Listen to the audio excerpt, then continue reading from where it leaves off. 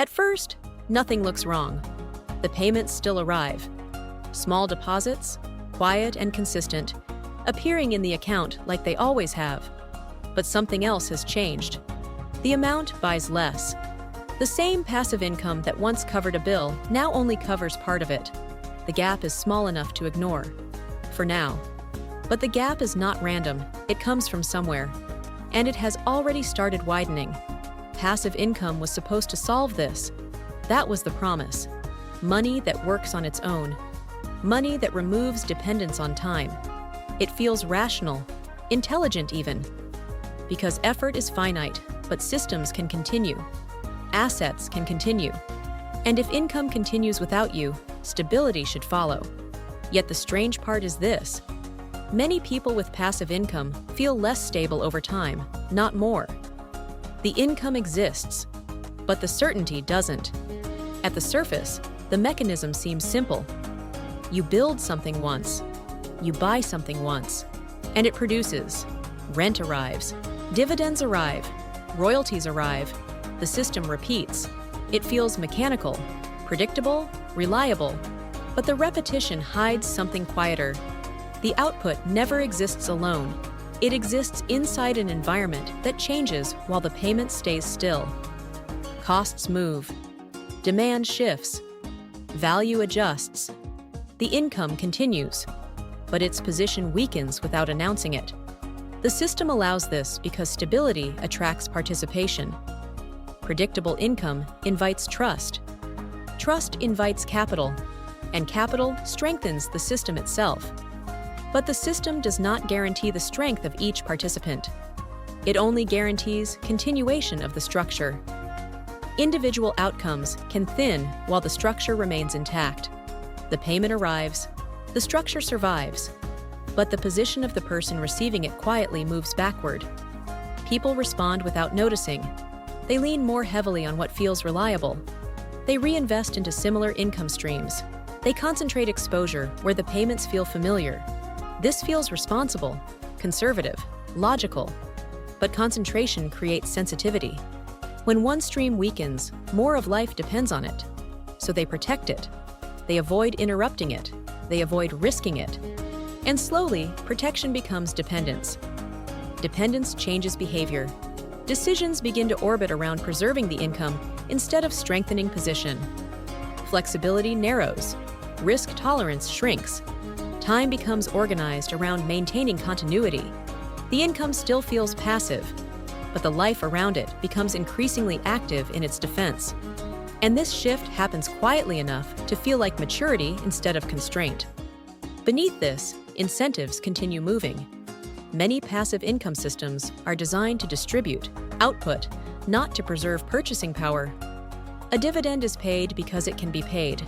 Rent is collected because it can be collected. But the system's priority is its own survival, not the financial trajectory of the individual relying on it. Payments can remain constant while real value erodes.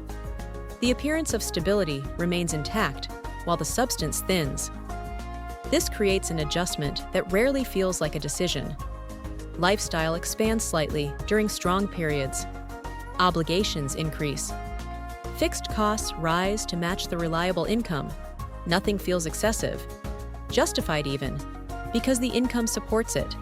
But when the income stops keeping pace with reality, the obligations remain where they are. The income becomes anchored to the past, while expenses live in the present. The difference must be absorbed somewhere.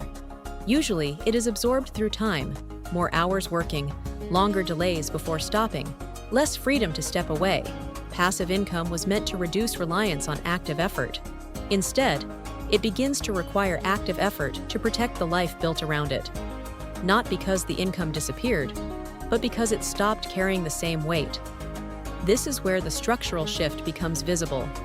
Passive income does not remove exposure, it relocates it. Exposure moves away from effort and into conditions. Conditions outside direct control. Interest rates, market demand, tenant stability, platform policies.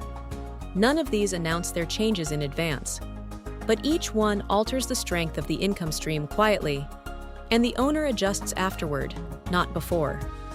This adjustment often looks like patience, waiting for recovery, waiting for normalization, waiting for the system to return to what it was, because it has always returned before. But each waiting period consumes something invisible. Optionality, the ability to redirect, the ability to exit. The longer the dependence lasts, the more expensive change becomes.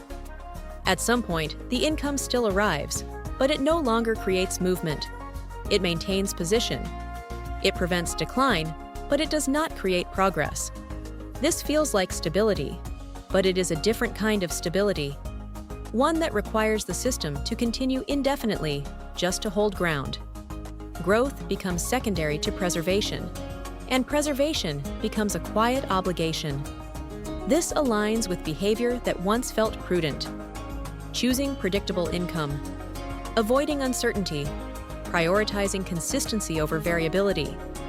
These decisions reduce visible volatility, but they also reduce adaptive capacity. When conditions shift, adaptation becomes slower, and slowness has a cost that does not appear immediately. Time continues passing at its usual speed, but financial position begins moving at a slower one. Opportunities appear and pass without engagement, because engagement would interrupt the income, or risk it, or destabilize it. So the income is preserved, and the cost is paid in stillness. Stillness feels safe, but it accumulates consequences. Years of maintained position instead of improved position. Years where income exists, but leverage does not increase. Years where effort was removed, but exposure remained. The system continues producing, but the distance between income and independence quietly widens.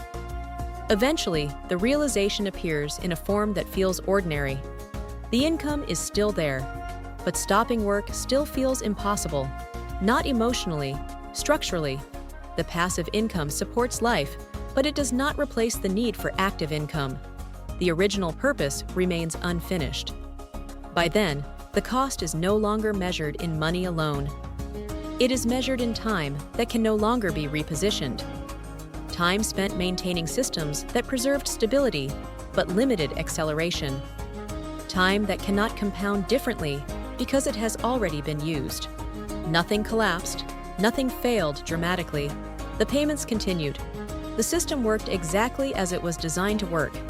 And that is what makes the shift harder to see, because the pressure was never meant to break the income, only to slowly redefine what it could carry. And this redefinition does not announce itself when it begins. It appears as minor adjustments, a delayed upgrade, a postponed decision, a quiet hesitation before spending. The income still feels present, but its authority weakens.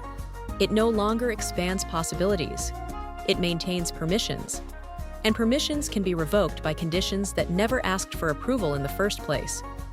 So attention shifts, not toward growth, but toward monitoring, watching numbers hold their level, hoping they do not slip, measuring stability in the absence of decline rather than the presence of progress. And without noticing, the role of the income changes from engine to anchor. An anchor does not fail, it performs its function. It keeps position fixed against movement. But fixation has a cost when everything else continues moving. Prices continue, opportunities continue, time continues, and the anchored position experiences those movements differently, not as momentum, but as pressure. Pressure that does not break the system, only reshapes the person holding it. Decisions become smaller, horizons become shorter.